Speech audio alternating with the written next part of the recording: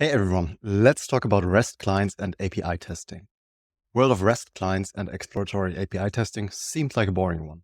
You might have been comfortable using Postman or Insomnia, with some dabbling into other solutions such as Visual Studio Code REST client or the like. But recent updates have stirred things up. What happened with these updates? Both Postman and Insomnia made significant changes, especially around offline functionality. And it's fair to say that not everyone is happy about it. And this has sparked the search for a few alternatives, and that's where Bruno comes into the picture. Bruno is an open source option that's straightforward and developer friendly. However, Bruno isn't without its challenges, and in this video we'll explore what's causing discontent with Postman and Insomnia. We'll take a closer look at Bruno and its features and discuss where it might not yet quite hit the mark. Ready to find out more? Let's dive in. So what exactly happened with these updates that developers are looking for alternatives? Let's unpack the timeline to get a clearer picture. Back in May 2023, Postman did a quite curious announcement. They announced that they are adding a new lightweight Postman API client and sunsetting the Scratchpad. The Scratchpad being the offline functionality that people were used until this time. If we're looking for the actual timeline, they are saying for users using a Scratchpad mode, it will continue working in a deprecated mode until September 15th. Now, going back into the timeline, just for sake of information, what does that mean? If we look at the alternative, the lightweight API client, you are supposed to be logging in if you want to have functionality that is going further than single user-based functionalities, meaning if you want to use collections or environments. If you log in, automatically your changes, so your requests, your collections, your variables in these collections, at least initial ones, are synchronized to the Postman servers. Meaning Postman basically forces you, if you want to collaborate with the team, to synchronize your data to Postman servers. Let's say curious things happened in the GitHub issues of Postman. So people really started complaining about the Scratchpad mode not being visible, not being enabled with, then you can already see the numbers of downvoted or thumbs down that Postman is basically deprecating the old Scratchpad mode, and they recommend using workspaces. So I recommend using Postman with a logged in environment. This goes forward and forward. So there are multiple threads coming up. And then September 15th, remember in the original post, they deprecated the Scratchpad. And September 21st, people started complaining, hey, I updated to a new version and you basically deleted or cleared all my local connections. Meaning, until now, people were able to have multiple environments, multiple collections in a local-only fashion in Postman. Now they aren't anymore. And it is, now in this case, they are only hidden, so you could export them. But with an update, you basically hadn't had access to it anymore. And there are quite some posts on that as well, mentioning, hey, you need to log in order to work with workspaces, and basically all your data is synchronized to the cloud. There are also some posts, I think he is working with a Postman, and really, the current value of the section is basically local to your machine, and the initial value is, if you don't change anything, then synchronized to the cloud, meaning dependent on what you're doing, it might be that some secrets or something that you don't want to have somebody else is synchronized to the cloud with that change. And then people started flocking over to Insomnia as basically an alternative REST client. And Insomnia on September 27th did a nice thing. They had a major release shortly after Postman scrapped their Scratchpad. And if we're looking at that release, so if we're searching for 8.0.0, it is looking quite nice, isn't it? You can share projects now. You've got real-time collaboration. You've got organizations now. You have SSO. You've got a lot of stuff. But what they are not telling you is that they basically made the same change as Postman, meaning they deprecated quite some functionality for users to use it in a local fashion. So at the very same day, a nice issue, I won't read it, but a nice issue opened up saying, hey, look, until now, could use Insomnia without an account. And now with updating, you basically locked me out of my stuff. Without logging in, I've got no access to my collections and my environments anymore. And at that point in time, also everything needed to be synchronized to the cloud. Now, with the shitstorms underway, they rolled back on that. So there are quite some posts by subnet macros working for Insomnia or for Kong, where in the end, what they did is after some heat ups, they reversed back and they said, okay, look, okay, we are reintroducing the functionality to even work local, but you still need to log in. And that is still undergoing. So Postman, there are still new threads coming up where people are updating. And basically after updating, they don't have access anymore. And this is the backdrop of why people are looking for alternatives, because not only did they force you to synchronize data, which might be dependent on your company, not allowed, but they broke what was already working for people using the tools. So what does that look like? For example, with Postman, you're always greeted with a lovely screen asking you to register for a free Postman account.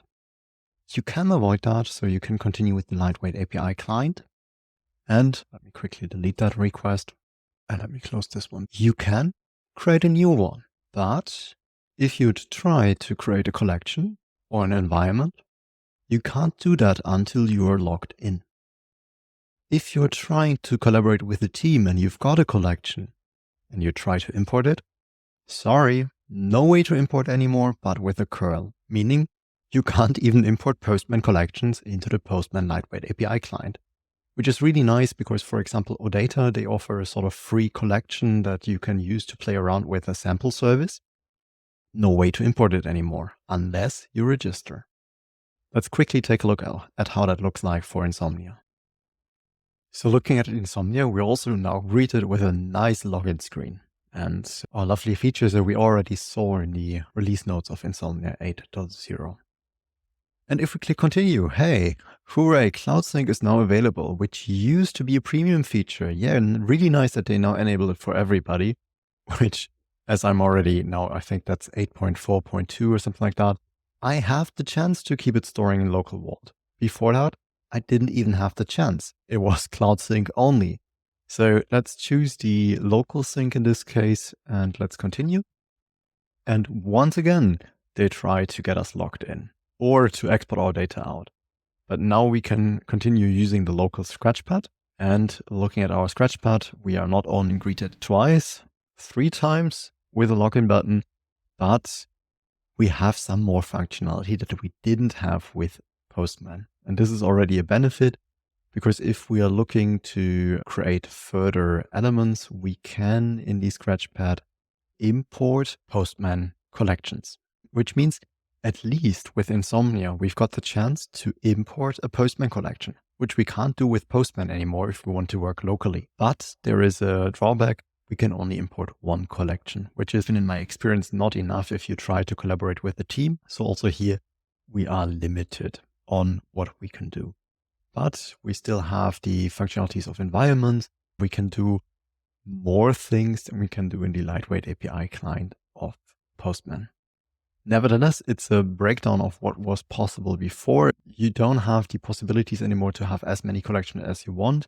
And only through basically community reaction, you are still able to save it locally. So they started only doing it with CloudSync and doing that with an update without notifying anybody. And basically after an update, it couldn't work the way that you did before. That sparked some concerns, and that's why people are looking for alternatives. And one of these alternatives, although as I said, not a complete replacement yet, there are some quirks, but you can work around them, is Bruno. And we'll take a look at Bruno in the remainder of the video. So as a sample, let's take a look at odata.org.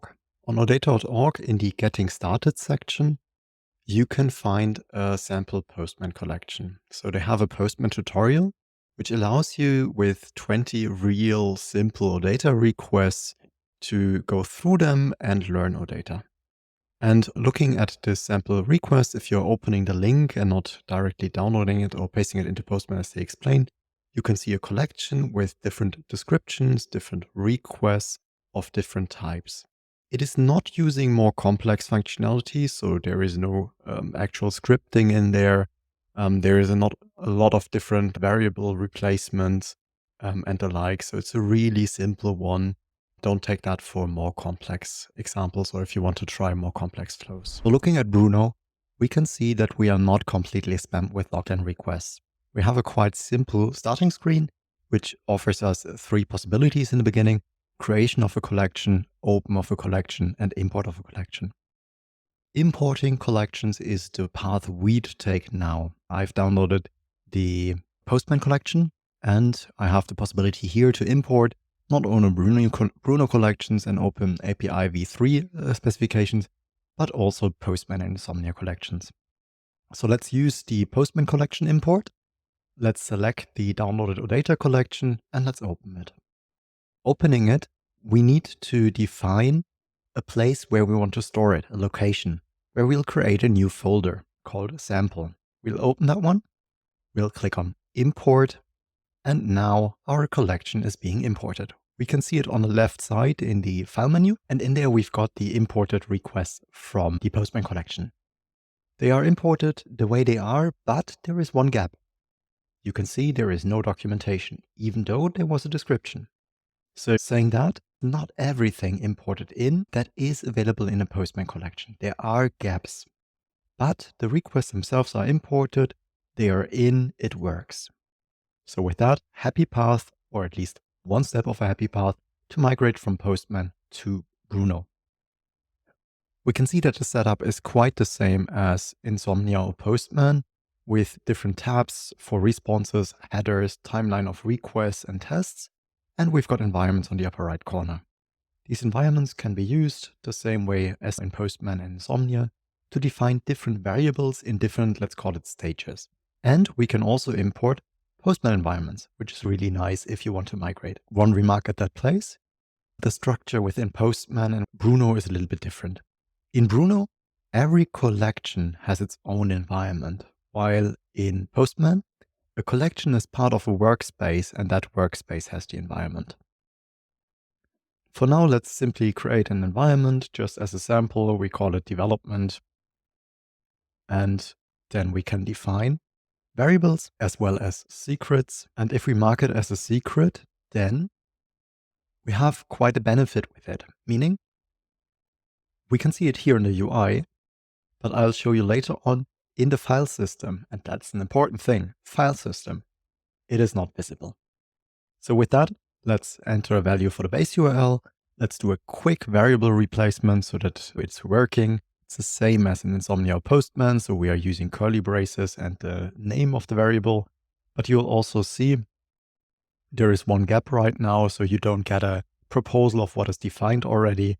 Things like that is right now still a gap within Bruno. So there are some convenience features which are not there yet, which you might be used from the other ones.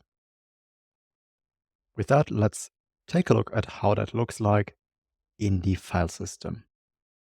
For this, I've now opened the sample folder that we earlier created when importing the collection in Visual Studio Code. You could also open it in the File Explorer or whatever tool you want to do that in. Now, what we can see is that the collection that we imported is there represented as a folder. The folder contains the individual requests in a proprietary file format called .bru. So it is a different structure than what we've seen earlier in the Postman collection, this long JSON file. Now here we've got the individual requests as .bru files. We can already see a folder called environments, and if we scroll down, we see a bruno.json file. The bruno.json file contains information about our collection itself. So it is a settings file for the collection. Then the individual requests are built up in a readable manner, meaning we have some meta information, so the name, the type of the request, and the sequence, which means the ordering within the graphical user interface.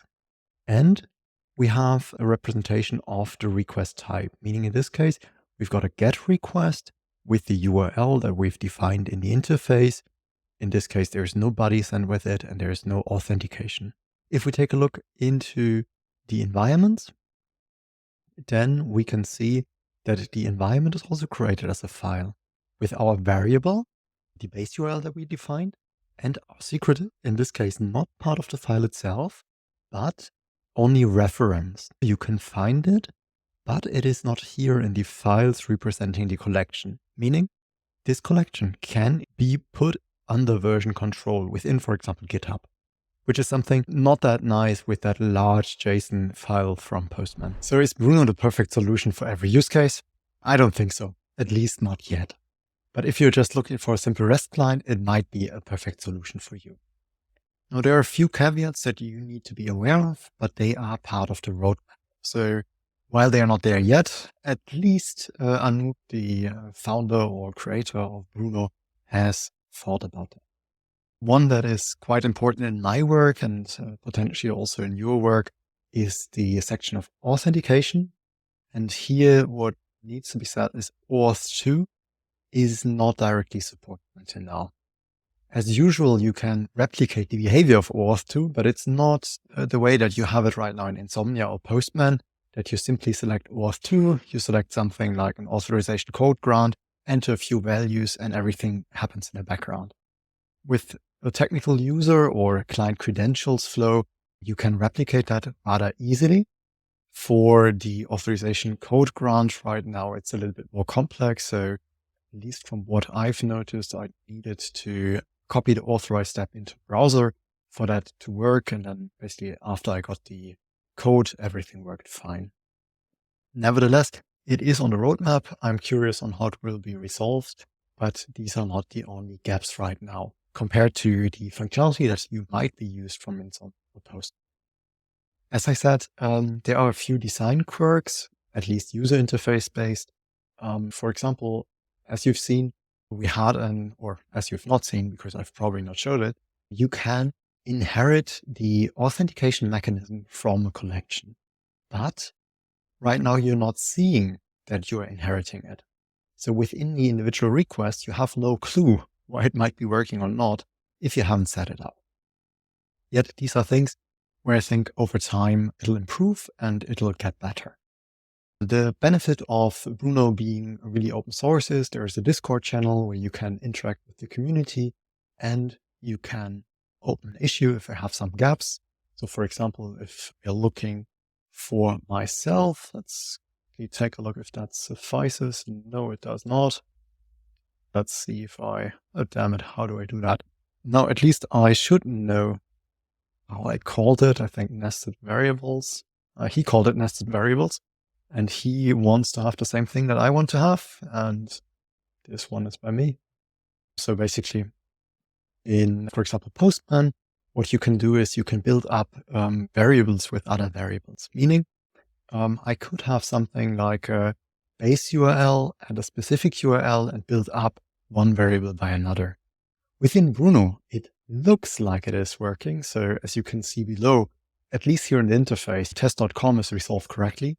But in the actual coding or when doing the request, it unfortunately does not. Nevertheless, there are a lot of features right now requested. Let's see when they come in. Also, you can see there are a lot of pull requests, so a lot of people contributing to Bruno, working together to improve it. So let's see what the future brings. Right now, there are a lot of versions. It's getting updated a lot. And that's maybe another caveat right now. There is no auto updater. So every time there is a new release, you need to manually download again. And speaking about downloads, where do you find Bruno? The homepage is usebruno.com. On usebruno.com, you can find a lot of documentation, a lot of information pieces. As you can already see, there is something with pricing. Right now, there is no pricing in actuality. So it's just a plan of what they want to release. Compared to Postman or Insomnia, Bruno is going more for this sort of Git-based integration, so into your own source control.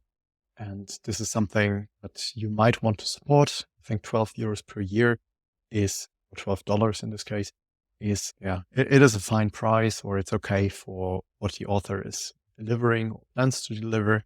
And so head up to usebruno.com. In the downloads, you can find it for your respective platform and try it out and see what is working for you and what is not. As far as I've seen, for example, for scripting, therefore, I would say also for tests, it is quite extensive. You can install Node modules, you can run Node modules, but you need to know what you're doing. And therefore, really take a look into the documentation, take a look into the file format. You can use it as I've shown via the graphical user interface, but there's also a CLI and there is a Visual Studio Code extension. So you can run it in multiple different ways. Just take a look at it. It might be a solution to a problem you beforehand didn't know you have, but it is at least a local first, therefore quite privacy compliant solution in a space where right now everybody is trying to push you into Cloud Sync. And with that, happy to have you comment below on your experiences with Bruno, share your details, share if you found something you liked or didn't like. And with that, see you soon.